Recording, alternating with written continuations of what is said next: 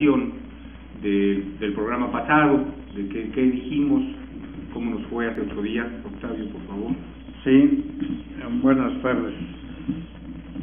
Doctora, el programa pasado tratamos sobre la cuestión de la polución en las ciudades, y es que hemos captado nosotros, contrario a lo que no han hecho muchas autoridades y muchas personas, de captar el problema del polvo que se genera con el desprendimiento del hule que tienen debido a las llantas. Es un problema que para nosotros parece que es el 50% de la polución, principalmente en las ciudades como México, como la Ciudad de México. Y entonces convocamos a las universidades y centros de estudios a que se abocaran a ese problema, porque sí es grave. Además de contaminar el medio ambiente, el que respiramos, también ese polvo se va hasta los ríos y se va al mar, y pues es materia que las especies marinas se están comiendo.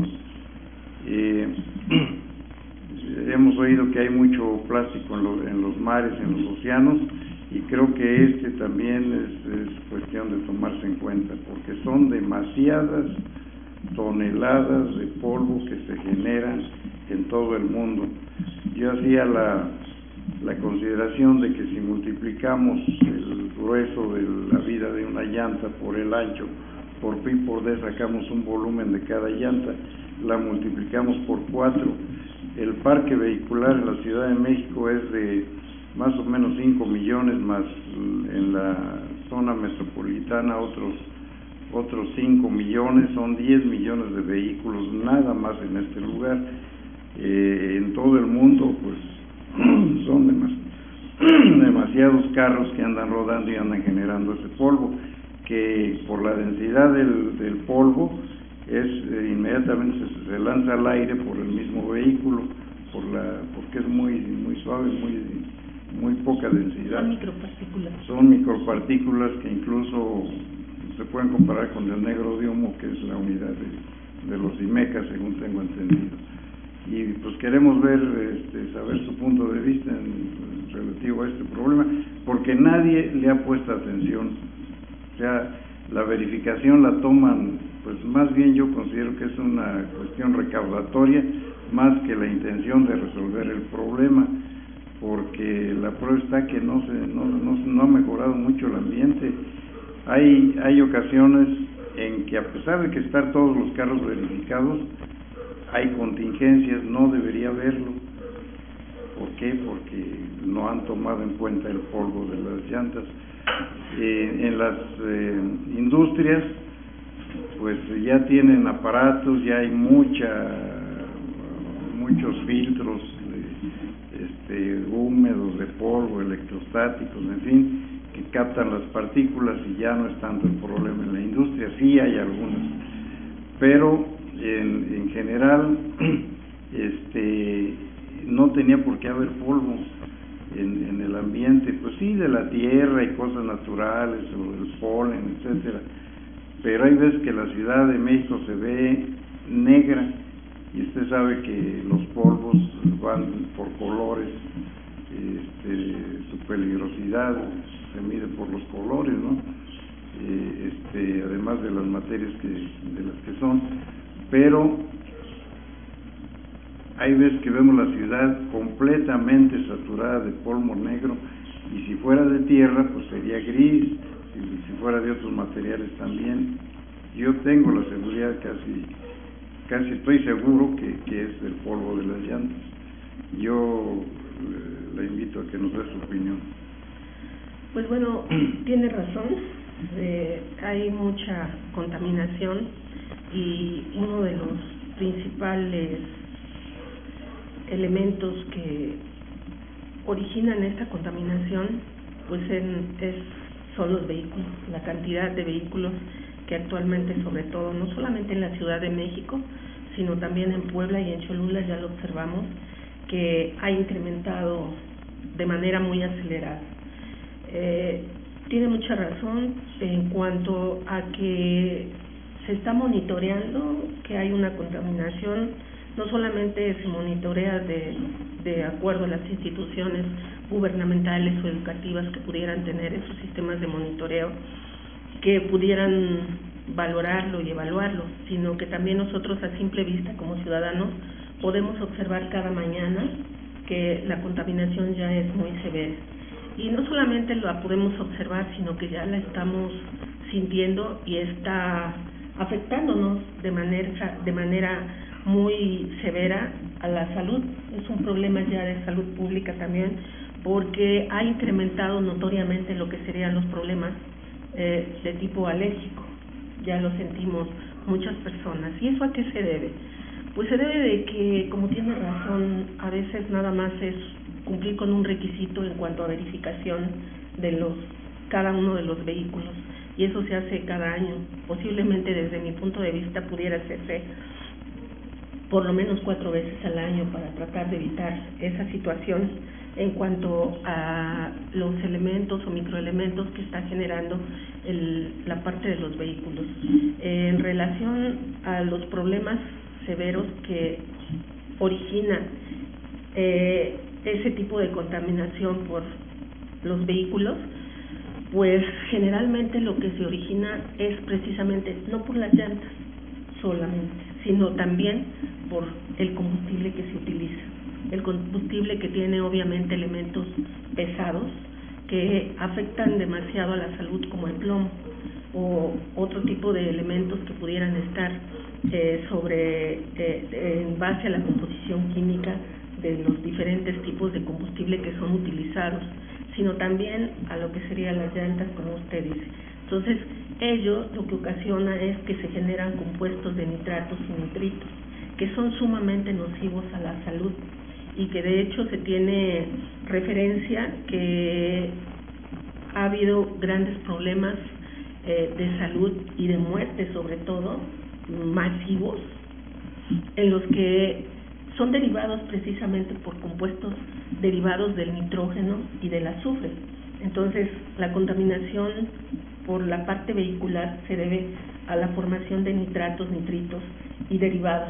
Entonces, esto origina daños severos a la salud. Eso por una parte. Ese es el principal problema del por qué tenemos no solamente el polvo, sino toda esa contaminación, que no solamente es derivada de la naturaleza, sino cuestiones que son químicas derivadas de productos artificiales y que utilizamos de manera diaria. Pero tiene razón, los vehículos son los que contribuyen más a la contaminación del medio ambiente, y con productos que son demasiado dañinos para la salud pública. Doctora, perdón que me interrumpa, ¿usted considera que se deben hacer 4 verificaciones al año? Por lo menos. Pero ¿no cree usted que debería hacerse gratis y considerar multas pesadas para quien no lo hiciera? Exacto, porque ahorita, por ejemplo, sí, a la sociedad le cuesta bastante trabajo pagar la verificación, que es cada 6 meses, pero hacerlo 4 ya sería lo doble de la 4 aportación. veces más de la aportación. Sí, y por cuestiones de salud pública, ¿no cree usted que debería ser gratis? ¿Qué es cuestión de por salud cuestiones pública? Son de salud pública, porque las alergias ya se están convirtiendo en un problema de epidemia, es algo mayor y puede llegar a grados mucho más graves. Hay ejemplos como en Inglaterra y en Estados Unidos que ha habido problemas muy severos de muerte por contaminantes derivados del nitrógeno y del azufre. Entonces, pues creo que la salud pública es prioridad. Desafortunadamente, las instituciones gubernamentales pues cobran por las verificaciones. Creo que eso es un derecho que debe de tener esas mismas instituciones, porque es sobre todo para el beneficio de la salud pública. Le cuesta más a la institución gubernamental la salud pública, que de miles de pobladores, que lo que fuera, es mejor, considero que es prevenir que curar, porque se invierte mucho más en salud pública, el medicamento es muy grande y sobre todo los daños son irreversibles, precisamente por el tipo de compuestos que se están generando. Son tipo silicosis, no me imagino. No, son todavía más mayores y pues ahora sí que en caso de que algún día pudiera pasar algún daño severo, la población, no solamente 1, 2 o pudieran ser afectados, sino puede haber una epidemia que se han visto, lo que le mencionaba en Inglaterra y Francia, algunas que han sido muertes masivas. ¿Y eso cómo se detiene? O sea, hay referencias sobre eso, de que ha habido muertes masivas porque se extiende tanto la problemática. Vemos también lo de la lluvia ácida con el azufre, pues puede aplicarse también a compuestos derivados del nitrógeno. Entonces esa situación es muy grave y cada vez está aumentando. No se plantea ninguna alternativa para poder solucionar esto. Al contrario, el número de vehículos se incrementa, nadie lo puede evitar, podemos seguir utilizando nuestros vehículos, pero habría que hacerlo de alguna manera más regulatoria, ¿no? Y decir tales días sí, tales días no utilizamos, o hacerse acompañar, no sé, hacer un transporte de tipo colectivo entre vecinos. Aquí Cholula es un pueblo bicicletero, por eso se caracteriza utilizar más la bicicleta, hacernos acompañar de alguien para poder transportarnos, porque la verdad sí, la situación cada vez está más difícil en cuanto a la parte ambiental. Entonces considero que debe de regularizarse y se deben de realizar o modificar las leyes de acuerdo a cómo se están manejando. Las instituciones gubernamentales lo que deberían de hacer de manera gratuita esas verificaciones para poder mantener la salud pública, lo que le decía. Ese es como prioridad. En segundo, pues yo considero que lo que debería de hacerse es la reforestación urbana, sobre todo porque la concentración de los pobladores, la concentración de la población la tenemos, por ejemplo, en la zona metropolitana. Ahí se debe de promover la reforestación y yo observo que solamente la reforestación se hace como para sacarse la fotografía y no darle una continuidad a lo que sería. Hay miles de campañas durante los periodos de reforestación y desafortunadamente no observamos los resultados adecuados. Si realmente estuviera funcionando las reforestaciones que se realizan cada año, pues ya estaríamos en bosques, rodeados de bosques. Desafortunadamente, no nada más es plantar, sino que hay que dar mantenimiento continuo a las reforestaciones para tener los resultados adecuados. Y sobre todo que no se hacen con las plantas nativas de la región. Yo observo, por ejemplo, liquidámbar en San Pedro Cholula. Correcto, son de buen tamaño, pero no son la especie adecuada.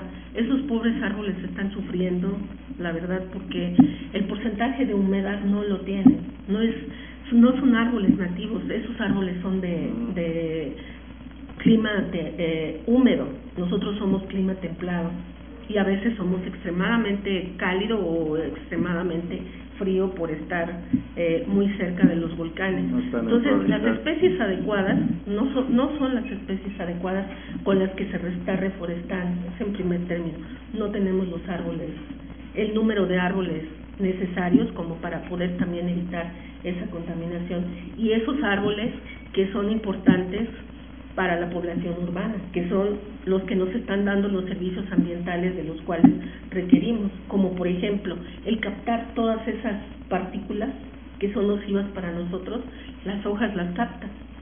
Entonces los árboles son una parte de ayuda hacia nosotros como salud pública, y también es porque nos proporcionan servicios ambientales como la captación de CO2, que es el principal elemento que la mayoría de la población conoce, o que generan oxígeno, o que contribuyen a la generación también de agua. Entonces, la población choluteca no está acostumbrada, desafortunadamente, a sembrar árboles.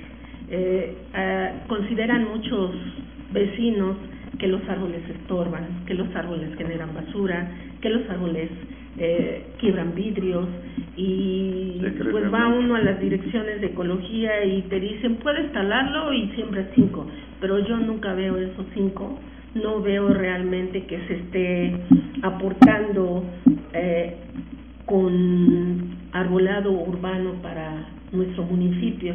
Entonces creo que no se ha dado ninguna solución, ni por parte de lo que hacen la verificación vehicular, ni por parte de las instituciones gubernamentales o educativas que están ofreciendo un servicio supuestamente de reforestación y que de alguna manera no se ven los resultados adecuados. ¿Por qué? Porque no se les da continuidad, solamente les decía, decir estoy reforestando y sacar la foto y adelante. Creo que realmente ahorita lo que se tiene que hacer es proteger los recursos naturales y sobre todo el medio ambiente en beneficio de la salud pública y de la población.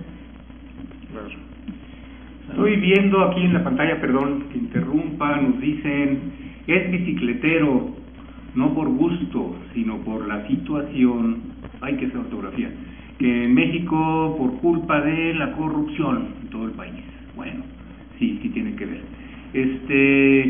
Yo no sé, pero a mí me gustaría que Cholula fuera una ciudad de bicicletas, que se cerraran calles y que los que vivimos aquí pudiéramos andar en bicicleta, como en algunas ciudades modernas de Europa, en varios lugares, en Alemania, en Holanda, en los países escandinavos, y hay ciudades de bicicleta, y eso no es ninguna vergüenza. Claro, no tenemos por qué decir que no nos gusta, aunque no nos guste, todo. No, al contrario, sería un lujo andar en bicicleta, porque además haríamos ejercicio y estaríamos más sanos, no solamente el aire estaría más limpio. Pero bueno, son algunos de los comentarios que nos hacen. Qué bueno que hay debate de redes, de eso se trata. Exacto. Eso es nuestra mesa, es una mesa ciudadana, esperamos, mesa de diálogo y discusión. Sí, crítica, muy interesante la respuesta que te ha dado la doctora. Yo quiero aprovechar que Margarita Tlapa es doctora. Muchas veces criticamos, nos vamos de la lengua contra el gobierno, contra los malos gobiernos que no invierten, que lo hacen mal. Quiero preguntarle conceptos básicos para que la gente entienda, tenga bases conceptuales y entienda la importancia, lo que significa asumirnos, comprometernos como ciudadanos realmente con el cuidado del medio ambiente. Primero, ¿qué es la ecología? ¿Sí? ¿Qué estudia la ecología? Segundo, ¿qué es el desarrollo? A ver, usted nos va a aclarar, ¿sostenible o sustentable? Porque hay una polémica ahí, la gente sigue hablando de desarrollo sustentable cuando es una palabra que no existe en español. En español correctamente debería ser desarrollo sostenible. Y bueno, ha habido encuentros mundiales desde los años 70, ya hace casi medio siglo, que la ONU impulsa encuentros mundiales, de líderes mundiales, porque este tema de la contaminación ambiental y del problema del calentamiento solar es muy viejo. Hasta apenas hace unos 20 años se le empezó a tomar en serio. Yo me acuerdo de un texto que publicó el Fondo de Cultura Económica de una autora norteamericana, Barbara Ward, que se llamaba Una sola tierra. Estoy hablando de un texto de 1974, por ahí. ¿Sí? Luego ha habido varios encuentros mundiales auspiciados por la ONU. Me acuerdo del último, el más interesante, el de Río de Janeiro, que fue en 1994, por ahí, 96. Y me acuerdo que ahí uno de los temas iniciales fue que se pusieran de acuerdo los científicos, los que saben de ecología, si era correcto decir sostenible o sustentable. Y la conclusión a la que se llegó en la cumbre de Río, en la conferencia de Río sobre el medio ambiente, fue que el término correcto era desarrollo sostenible. Entonces yo quiero preguntarle a la doctora, bueno, ¿qué es la ecología? ¿A qué se dedican los científicos, los técnicos que estudian carreras vinculadas a la ecología? ¿Y qué es el desarrollo sostenible? ¿Y qué hacer desde nuestros hogares? ¿Qué hacemos los ciudadanos humildes, los que no tenemos recursos suficientes, porque el gobierno no está haciendo bien las cosas, por lo que nos está diciendo? Entonces, pues algo tenemos que hacer nosotros desde nuestras casas para contribuir, aunque sea en micro, en pequeño, pero si lo empezamos a hacer en red, y esto se va contagiando a nuestros vecinos, a las colonias de cerca, pues la cosa va a cambiar. Entonces, sí es tan amable, doctora. Creo que existen diversas corrientes que manejan una conceptualización diferente para lo que se refiere a la conservación, restauración, uso y aprovechamiento de los recursos naturales. Hay corrientes ecologistas, corrientes conservacionistas, ambientalistas. Desafortunadamente, cada uno maneja en su discurso, de acuerdo a esa corriente, el concepto de cómo vamos a restaurar, conservar, usar y manejar esos recursos naturales con los que contamos, ya sea desde nuestra comunidad o a nivel mundial. Creo que no es que no quiera entrar en la definición o no sepa la definición de lo que sería la parte ecología, porque entonces vamos a empezar a hacer un tema a discutir y que tendría que, lo vamos a tener que prolongar, porque entonces los conservacionistas van a decir esto o los ambientalistas van a decir lo otro. Entonces, la polémica sería mejor irnos directamente a la conservación y protección de los recursos naturales y del medio ambiente, porque si no quisiera tener conflicto con todas esas... Viendo lo más básico, lo más básico. Creo que es ya importante la participación ciudadana, no de ahorita, sino ya desde hace un par de décadas, en el que el deterioro y la degradación de los recursos naturales se han acelerado, pero de manera muy fuerte, ¿no? De manera general.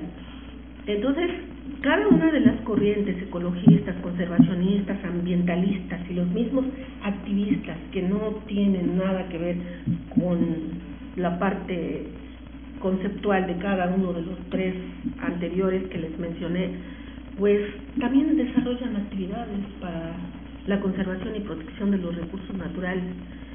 Creo que la población lo que tiene que entender es que cualquier tipo de ciudadano, sea ambientalista, conservacionista, activista, debemos de estar interesados, debemos de estar obligados a conservar nuestro entorno natural. ¿Por qué? Porque ellos son los que nos dan la vida. Nosotros somos seres vivos que interaccionamos con otros seres vivos, que hacen que nosotros resultemos beneficiados.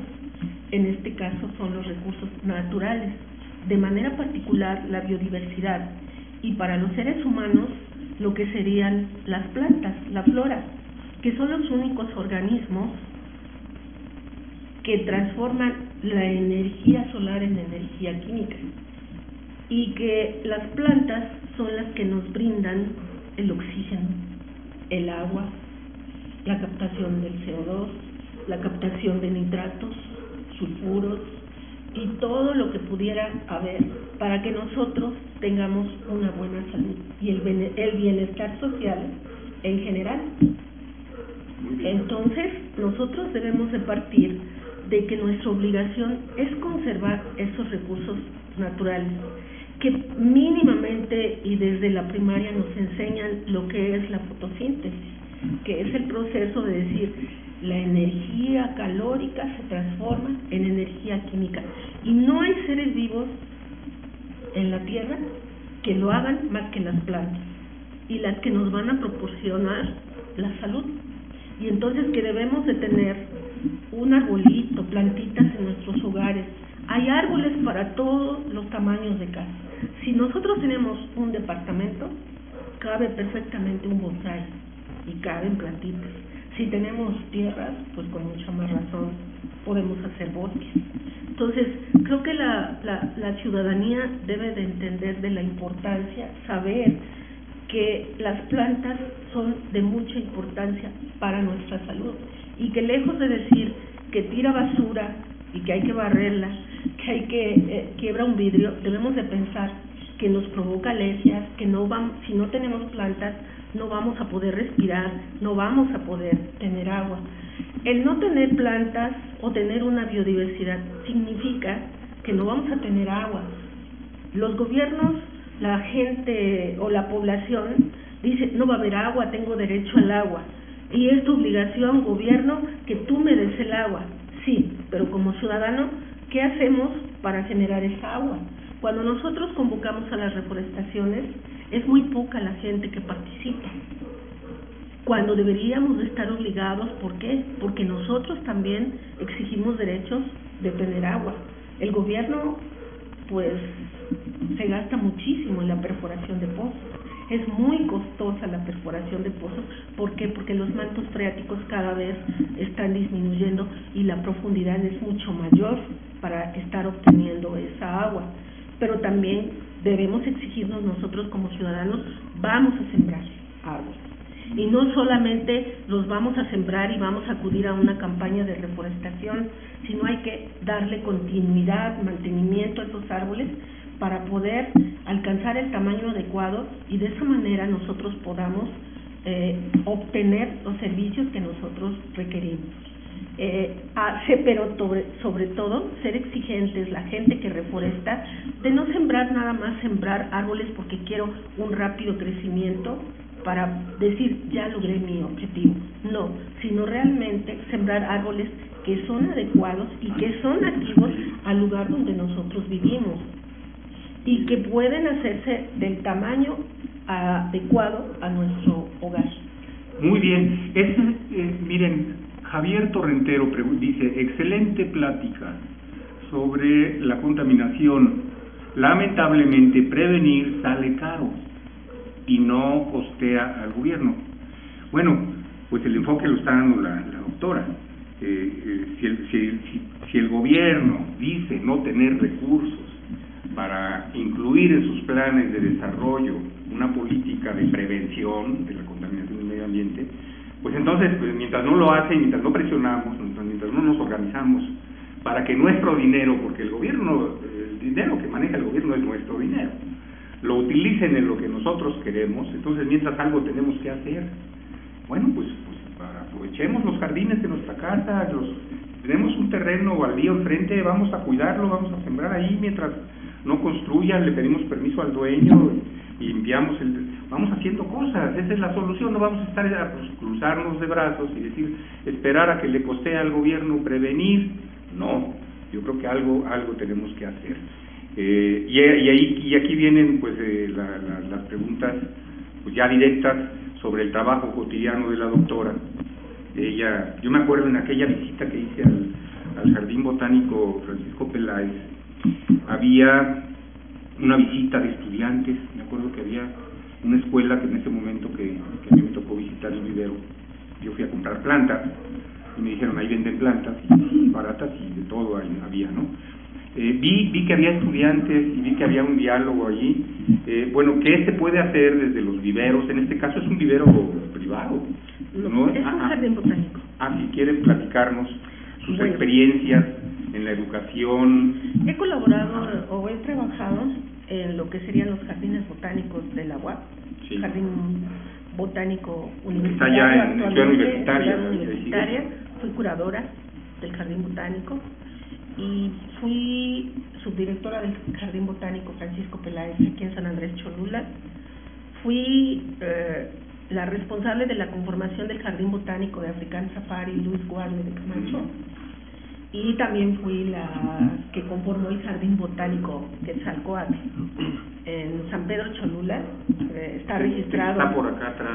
No tenemos un espacio que digamos oficial, sino que tenemos dentro del área natural protegida nosotros hemos impartido educación ambiental. El objetivo de los jardines botánicos, desde los cuales he elaborado, es la conservación es la investigación, conservación, difusión y cultura ambiental en relación a lo que sería la biodiversidad, pero en particular a la flora. Y los jardines botánicos se establecen de acuerdo a la flora de cada región. clima local. En el caso del Jardín Botánico Francisco Peláez, es un jardín botánico especializado que se dedica a plantas medicinales y aromáticas. En el caso del Jardín Botánico Quetzalcóatl, en el que hemos ofrecido algunos servicios, se encuentra registrado en la Asociación Mexicana de Jardines Botánicos y en la BGCDI de Londres. Nosotros nos hemos dedicado a la parte exclusivamente de reforestación del Zapotecas con especies nativas. Contamos con un vivero en el que tenemos una vinculación y apoyo por parte del Cebeta 255 de Calpa. Ahí nosotros sembramos las especies adecuadas.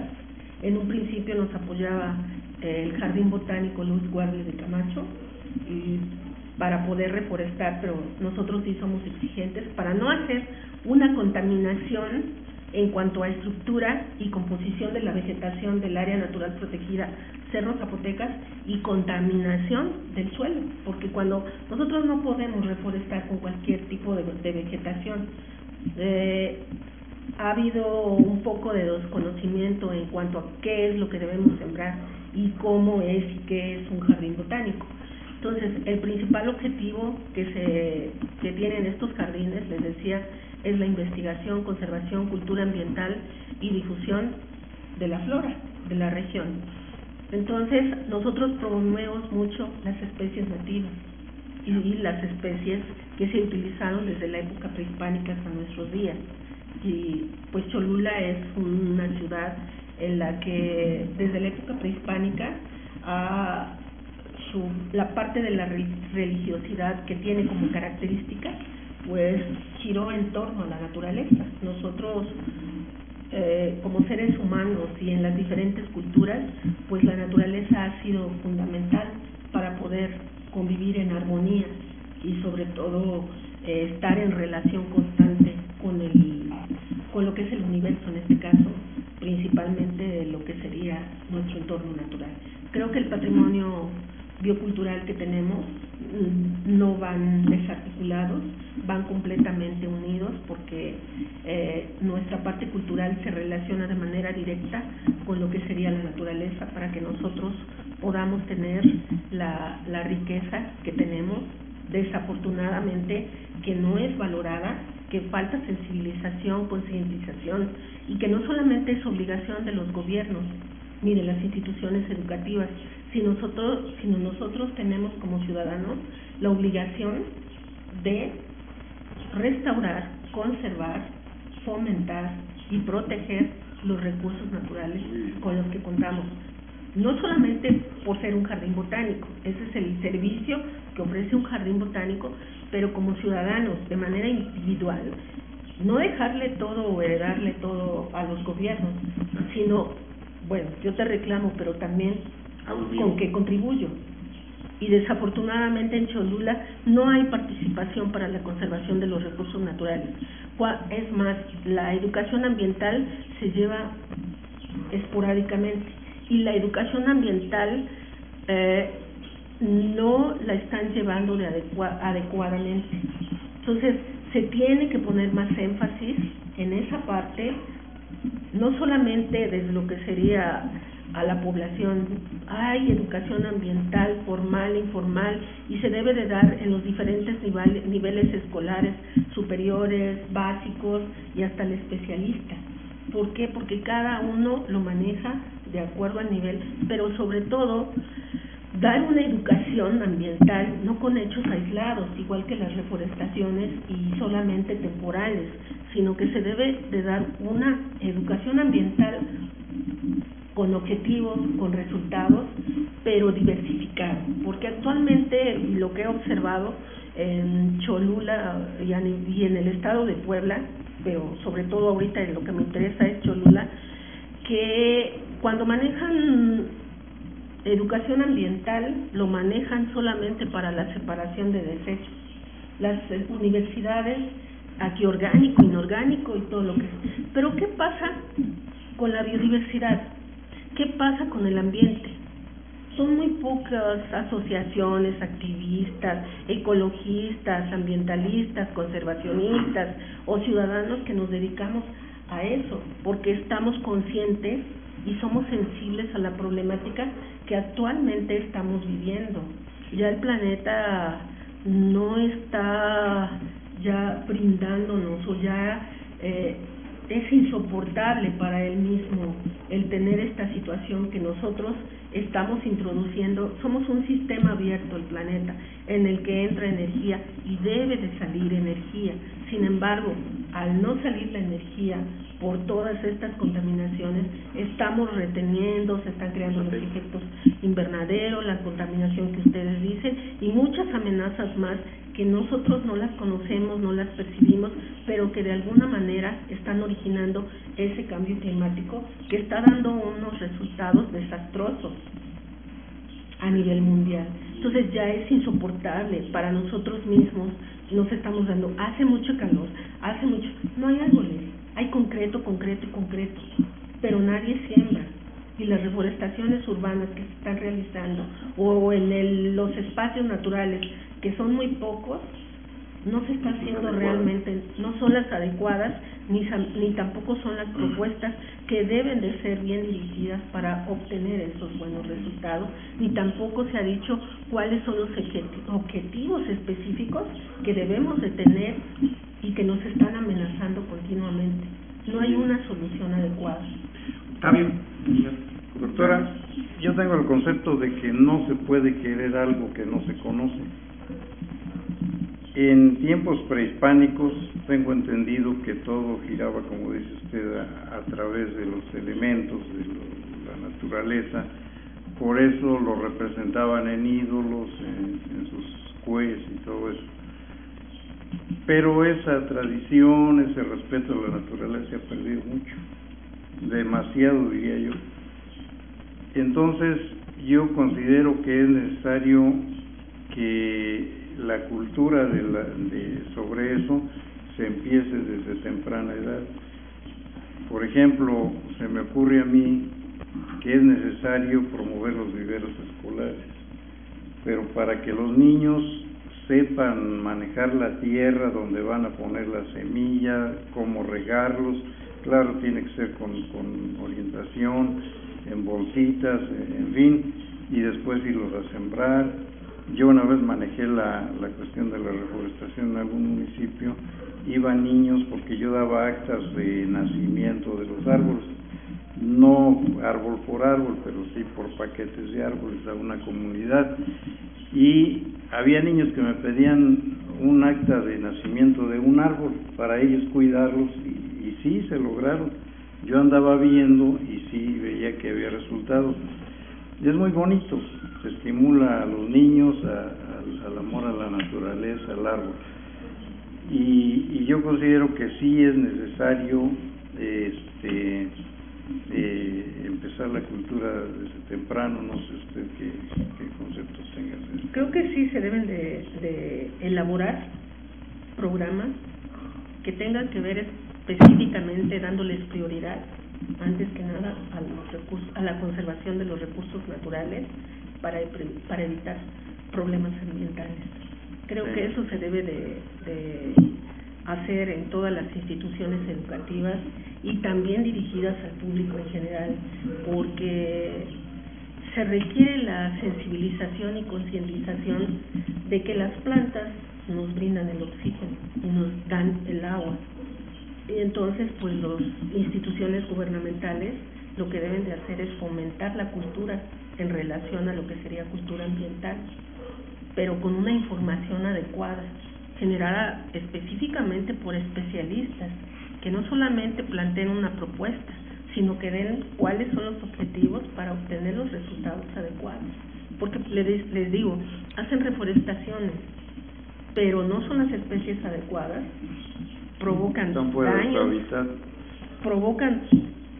daños más severos y pues no se está haciendo nada por la salud. Muy bien, doctora. Mire, tenemos aquí comentarios de todo tipo. Está pegando esta red. Dice Justino Saucedo: esta sí es nuestra candidata, la mejor de los 10 aspirantes a la presidencia municipal. Ya tiene usted un fan ahí. No nos vamos a meter ahorita en política, no. Más adelantito, no es época, estamos haciendo un diálogo ciudadano sobre un tema muy específico, que es el cuidado del medio ambiente. Yo pues estoy sacando de aquí conclusiones muy interesantes. Vivir en armonía, nos dice la doctora. Esa es la clave, vivir en armonía. Armonía, pues primero armonía con nosotros mismos para saber lo que realmente es. O sea, si yo quiero estar sano, si yo quiero ser un hombre sano, productivo, hacer bien mi trabajo, pues lo primero que necesito es tener salud física, ¿sí? Alimentarme bien, hacer ejercicio, hacer yoga, por ejemplo. Pero sembrar árboles. Yo soy maestro de yoga. Pero también armonía con lo que nos rodea. Con nuestro entorno. Estar en armonía con nuestros seres, con nuestros vecinos, nuestra sociedad y con nuestro entorno, porque es el que nos permite vivir. Son las plantas los que nos dan el aire que respiramos. Y no las el agua que tomamos. Tenemos que tener agua limpia, agua para estar sanos. Bien, armonía, un concepto básico. Yo diría, la armonía, bueno, hasta para ser felices, hasta la felicidad. No podemos ser felices si no estamos en armonía. Hay muchos que dicen, hay que amarrarse a un árbol y verás la energía que recibes. Claro, porque lo que les decía es la energía que fluye, porque ahí se transforma a energía química, donde nosotros también obtenemos de las plantas nuestros alimentos y estamos obteniendo energía química para poder vivir. Entonces, son fundamentales. Es lo único que debemos de hacer prácticamente. Y bueno, estas recomendaciones para los distintos instancias gubernamentales, bueno, aquí sería para nuestra comunidad, bueno, sí, entrarle en serio a la educación ambiental.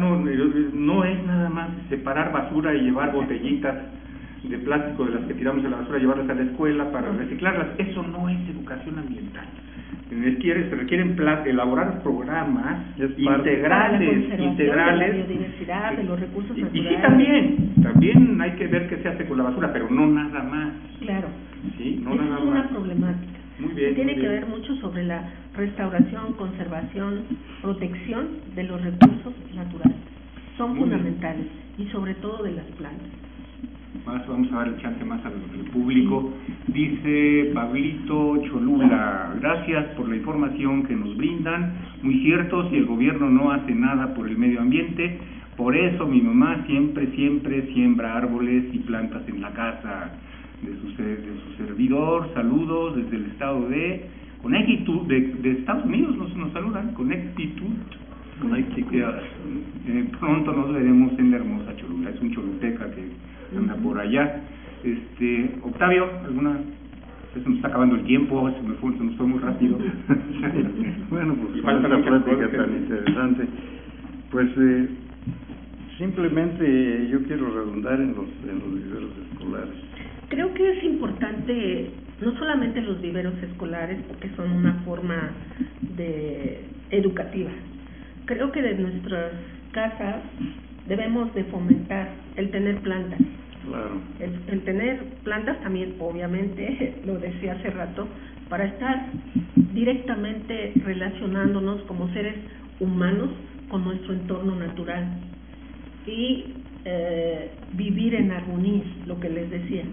Pero podemos, como vecinos, sembrar árboles, establecer viveros comunitarios, cuidarlos, recuperación de espacios que no solamente van a ser áreas verdes o recuperación de espacios verdes, sino que también pueden ser culturales, viveros educativos establecidos, lo que usted mencionaba en la parte de las instituciones educativas, el establecimiento de viveros, no solamente de viveros, hay jardines botánicos escolares. Las escuelas pueden conformar sus jardines botánicos, huertos en los hogares, huertos de traspatio, ya hay nuevas alternativas, cultivos verticales, azoteas, porque les digo, las plantas pueden vivir y las podemos tener en nuestras casas porque hay un árbol, una planta para cada tamaño. Los árboles que se supone que son de mayor tamaño, pues en este pequeño espacio de 3 metros nosotros podemos tener un bonsái. Y entonces, porque yo pienso que además de la motivación que se logre con la sociedad, podemos empezar a crear generaciones ya con esa conciencia. Con esa conciencia, sobre todo, pero de alguna manera pensando no solamente en la cuestión de generar sensibilización y concientización para las generaciones futuras, sino lo requerimos ya ahorita, porque es un proceso, un árbol no crece en un año. Claro. Los árboles dilatan mucho para hacer, son años, 10, 20 años para realizar las funciones que realmente se requieren para ofrecer esos servicios ambientales que nos brindan. Que los cholultecas se olviden de que los árboles son nocivos y que lejos de tirarlos, pues sembremos más. Muy bien, pues ya estamos terminando. Doctora, pues le agradecemos mucho su ilustración acerca de todo esto y sobre todo a las personas que nos ven. Leo algunos que creo que ya van aumentando. Raúl Maravilla Romero, Noé Tolama Cova, Alejandro Coaxiola, Artur Tolama, Evangelina González, pues muchas gracias a todos, Roberto Patachi y muchos más. Esto está trabajando en red, nos da mucho gusto que Cholula la Bella esté teniendo éxito tan rápido. Es una red nueva de jóvenes entusiastas que están trabajando por Cholula. Vamos a aprovechar su apertura en este programa de los miércoles. Les agradecemos mucho a Julio César y a Baruch que nos invitan y que nos dan esta oportunidad de empezar a invitar a las personalidades de Cholula que hacen su trabajo cotidiano y que muchas veces desconocemos, que no sabemos lo que nuestros vecinos, lo que estamos haciendo en serio. Bueno, vamos contagiándonos entre nosotros de gente consciente en un problema tan grave como es este del descuido que tienen nuestras autoridades sobre el medio ambiente. No hay que quedarnos cruzados, los ciudadanos tenemos que hacer algo. Que participar. Esa es la gran conclusión que yo saco. De realizar acciones, no solamente las instituciones gubernamentales y educativas. Y pues como dicen algunos compañeros, para un problema hay soluciones. Muy bien. Entonces hay que ser más participativos. Más participación ciudadana. Buena conclusión. Yo quiero terminar con mi comercial. Nos dio chance Baruch de que habláramos de lo que hacemos personalmente. Quiero invitar a toda la gente que nos está viendo. Vamos a tener una plática hoy en la tarde a las 18:30 horas en la Casa del Puente. Ya saben ustedes dónde está, aquí en la 5 de mayo de San Pedro Cholula, esquina con la 8, enfrente de Baños Tlaloc. El día de hoy toca el renacimiento de la cerámica prehispánica cholulteca. Qué tema tan interesante, renacimiento de la cerámica prehispánica cholulteca. Y ahí también observamos la biodiversidad. O sea, desde la época prehispánica nos hemos girado en torno a la biodiversidad, por la importancia que tenía. La plática, natural. Muy bien, la plática la va a dar la ingeniera Claudia Montiel León y el maestro Carlos Pinto, además del doctor Gerardo Medina Ramos. Pues muy bien, ahí está el comercial. Ya saben, en la Casa del Puente tenemos también talleres de música, de dibujo, de pintura, de fotografía. Yo me encargo del taller de yoga por las mañanas, ahí estamos a sus órdenes. Pues le agradecemos mucho a la doctora el tiempo que nos regaló este mediodía, y la vamos a volver a llamar porque parece que por lo que veo ya tiene sus fans y usted va a estar activa en política y aquí la vamos a tener muy pronto. Claro que sí. Está bien. Pues muchas gracias. Gracias a ustedes por la invitación y gracias a César y a Baruch. Hasta la próxima.